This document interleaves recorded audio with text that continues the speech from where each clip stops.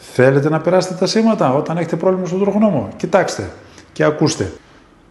Γεια σας και πάλι από τη Σχολή Οδηγών Φλέγκας. Πάμε να σας δείξω λίγο για τη σήμανση και συγκεκριμένα τον τροχονόμο που δυσκολεύεστε. Προσέξτε, θα το δείξω όσο πιο απλά μπορώ, επειδή συνήθως όλο μπερδεύεστε ποιος σταματάει, ποιος περνάει. Ακούστε με. Είναι ο τροχονόμος. Δύο είναι οι περιπτώσεις που σταματάνε όλοι παντού σε μία διασταύρωση. Στάση προσοχής, όταν ο τροχονόμος είναι σε στάση προσοχής, ή το ένα από τα δύο, τα χέρια, ψηλά. Προσέξτε λίγο, έτσι. Εντάξει, όχι εκεί, έτσι. Ίσια πάνω. Το ένα από τα δύο. Το δείχνω και από εδώ, το ένα από τα δύο. Στάση προσοχής, το δείχνω και έτσι. Ή το ένα από τα δύο κατακόρυφα ψηλά, σταματάνε όλοι παντού. Όλες οι άλλες οι περιπτώσεις που θα δείτε το τροχονόμο, σταματάνε μπροστά και πίσω του. Δηλαδή, αν δείτε το χέρι έτσι, κοιτάξτε λίγο, λοξά, όχι κατακόρυφα, λοξά, το ένα από τα δύο. Έτσι, σταματάνε μπροστά και πίσω.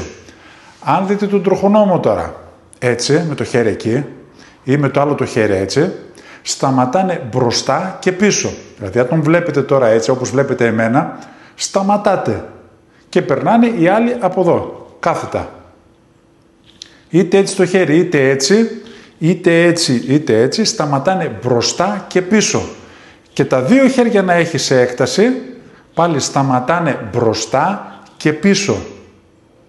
Ξαναλέω, κάνουμε μια ανακεφαλαίωση. Είναι πολύ εύκολο αν το προσέξετε.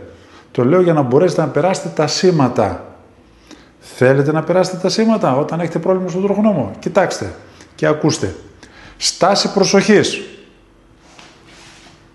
ή τέρμα που τα δύο χέρια, το ένα πάνω, ψηλά, έτσι, σταματάνε όλοι παντού. Στάση προσοχής ή το ένα από τα δύο τα χέρια ψηλά, σταματάνε όλοι παντού. Όλες οι άλλες οι περιπτώσεις, έτσι, έτσι, έτσι, έτσι, ή το ένα το χέρι ή το άλλο ή και τα δύο, σταματάνε μπροστά και πίσω. Αυτά είναι για τον τροχονόμο. Και πάμε να δούμε τώρα λίγο και το άλλο που δεν ξέρουμε, την προτεραιότητα στις διασταυρώσεις, πώς πάει. Όταν υπάρχει τροχονόμος, φανάρια, πινακίδες, υπακούμε στα σήματα του τροχονόμου. Ακόμα και κόκκινο να έχει, εάν μας κάνει νόημα ο τροχονόμος να περάσουμε, πρέπει να περάσουμε. Υπακούμε στον τροχονόμο. Αν έχει πράσινο και ο τροχονόμος δεν μας δίνει καμία εντολή, δεν πρέπει να περάσουμε. Κάνουμε ό,τι λέει ο τροχονόμος. Όταν δεν υπάρχει τροχονόμος και υπάρχουν φανάρια και πινακίδες, τότε υπακούμε στα φανάρια. Όχι όπως μία διασταύρωση εδώ που σταμάτησε ο άλλος επαγγελματίας και μου λέει «Πού πας?» Εγώ λέω «Πού πάω? Έχω πράσινο». Μα λέει «Έχεις από πάνω stop». «Πού πας?» λέει. «Ναι κύριε», λέω, όταν λειτουργούν τα φανάρια, έχουν προτεραιότητα τα φανάρια. Όταν δεν λειτουργούν τα φανάρια, τότε παρακαλώ πάρα πολύ να σταματήσω γιατί έχει την πινακίδα από πάνω το stop. Άρα, όταν σε μία διασταύρωση υπάρχει φανάρι, το οποίο είναι πράσινο και από πάνω έχει stop, υπάρχει και ερώτηση μέσα στο βιβλίο. Τι κάνω? Περνάω χωρίς να σταματήσω. Αυτό κάνουμε όταν υπάρχουν και φανάρια και πινακίδες. Τώρα, όταν δεν υπάρχουν φανάρια, δεν υπάρχει τροχονόμος και υπάρχουν πινακίδες, κάνουμε ό,τι λένε οι πινακίδες. Αν έχει stop πρέπει να σταματήσουμε, να δώσουμε προτεραιότητα.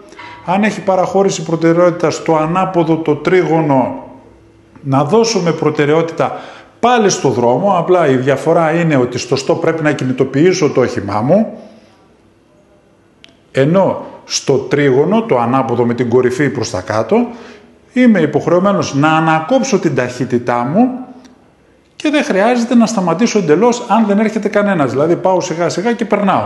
Τώρα εξαρτάται, αν δεν βλέπω τίποτα, λογικό είναι να σταματήσω, να βγω λίγο παραέξω και να περάσω σιγά σιγά τη διασταύρωση. Όταν τώρα όμως δεν υπάρχει τίποτα, ούτε τροχονόμος, ούτε φανάρια, ούτε πινακίδες, τι κάνουμε σε μία διασταύρωση όπου δεν υπάρχει σήμανση? Τι κάνουμε? Ισχύει η προτεραιότητα από δεξιά. Δηλαδή φτάνω σε μια διασταύρωση στην οποία δεν υπάρχει σήμανση. Τι κάνω? Ελέγχω από δεξιά μου και αν δεν έρχεται κανένας, περνάω σιγά σιγά τη διασταύρωση ευθεία, δεξιά, αριστερά, ανάλογα που θέλω να πάω. Εξαρτάται και που θέλω να πάω. Πώς θέλω να συνεχίσω τη διασταύρωση? Να πάω αριστερά, να περάσω απέναντι. Η διασταύρωση έχει μόνο δεξιά, μόνο αριστερά. Προσέχω αυτό. Αν έρχεται κάποιος από αριστερά, έχω προτεραιότητα εγώ. Δηλαδή, κρατάω το τιμόνι και κοιτάω αριστερά μου. Έρχεται κάποιος, δεν έχει προτεραιότητα. Άρα μπορώ να περάσω. Προσέχω όμως πάρα πολύ, γιατί υπάρχουν και αυτοί που δεν σταματάνε, που νομίζουν ότι έχουν πάντα προτεραιότητα. Προσέχω λοιπόν και βγαίνω σιγά σιγά. Το κυριότερο όμως τώρα που σας λέω εγώ είναι όταν θα πάτε να δώσετε τα σήματα, πώς απαντάμε στις διασταυρώσεις. Κοιτάω τη φωτογραφία που έχει στα σήματα και βλέπω αν από αριστερά μου είναι κάποιος, δεν έχει προτεραιότητα, άρα περνάω εγώ. Και το άλλο το πρόβλημα που συναντάμε είναι στις κυκλικές, στους κυκλικούς κόμβους, να το πω καλύτερα. Όλοι, όπως βλέπουμε μέσα, λέει στα σήματα ότι αυτός που εισέρχεται έχει προτεραιότητα. Και έρχονται οι μαθητές μου και με ρωτάνε, μα δάσκαλε, λέει, γιατί έχουν προτεραιότητα αυτοί που μπαίνουν και όχι αυτοί που κινούνται μέσα? Και τους εξηγώ, εδώ στη Λάρισα που βρισκόμαστε, όλοι οι κυκλικοί κόμβοι έχουν σήμανση stop, πορτοκαλί που αναβοσβήνει ή το τρίγωνο το ανάποδο με την κορυφή προς τα κάτω, το κίτρινο, κόκκινο-κίτρινο, που σημαίνει ότι πρέπει να παραχωρήσουμε προτεραιότητα σε αυτούς που κινούνται ήδη μέσα στον κυκλικό. Ενώ στα σήματα μέσα που διαβάζουμε, τα λέει ανάποδα. Όχι τα λέει ανάποδα, συγγνώμη, δεν έχει σήμανση. Δείχνει ένα μηχανάκι σε ένα κυκλικό και λέει τι πρέπει να κάνει το μηχανάκι που είναι μέσα στον κυκλικό. Τι να κάνει για τα δυο τα αυτοκίνητα που έρχονται από δεξιά του και ετοιμάζονται να μπουν μέσα στον κυκλικό? Θα πρέπει να σταματήσει το μηχανάκι για να περάσουν οι άλλοι δύο που ετοιμάζονται να μπουν μέσα στον κυκλικό. Διότι δεν υπάρχει σήμανση. Αυτό πρέπει να προσέξετε. Τι μας ρωτάει και τι πρέπει να απαντήσουμε. Άρα και στον κυκλικό, που είναι μία διασταύρωση στην ουσία, απλά κυκλική, κάνουμε ό,τι λέει η σήμανση. Τι λέει η σήμανση? Ότι δεν υπάρχει τίποτα, ισχύει η κυκλική προτεραιότητα, ισχύει ο κυκλικός κόμβος, να κάνουμε γύρω-γύρω και εφόσον έρχεται κάποιος από δεξιά μας, έχει προτεραιότητα και πρέπει να τον αφήσουμε να περάσει. Ενώ η σήμανση, ξαναλέω, στη Λάρισα, δεν ξέρω για τις άλλες πόλεις, έχει πάντα παραχώρηση προτεραιότητας σε αυτόν που κινείται μέσα στον κυκλικό, δηλαδή έχει προτεραιότητα αυτός που είναι στον κυκλικό. Στα σήματα όμως συμβαίνει το ανάποδο, γιατί δεν είναι ανάποδο, δεν έχει σήμανση ο κυκλικός κόμβος. Άρα βάζουμε ότι έχει προτεραιότητα αυτός που εισέρχεται μέσα στον κυκλικό κόμβο. Άρα ανακεφαλαιώνουμε και λέω, εξήγησα για τον τροχονόμο τι σημαίνει το κάθε σήμα, στάση προσοχής ή το ένα από τα δύο τα χέρια ψηλά, σταματάνε όλοι παντού και όλες οι άλλες οι περιπτώσεις έτσι τα χέρια σταματάνε μπροστά και πίσω. Και λέω για τις διασταυρώσεις, η σειρά προτεραιότητας είναι τροχονόμος, φανάρια, πινακίδες ή εκ δεξιών προτεραιότητα.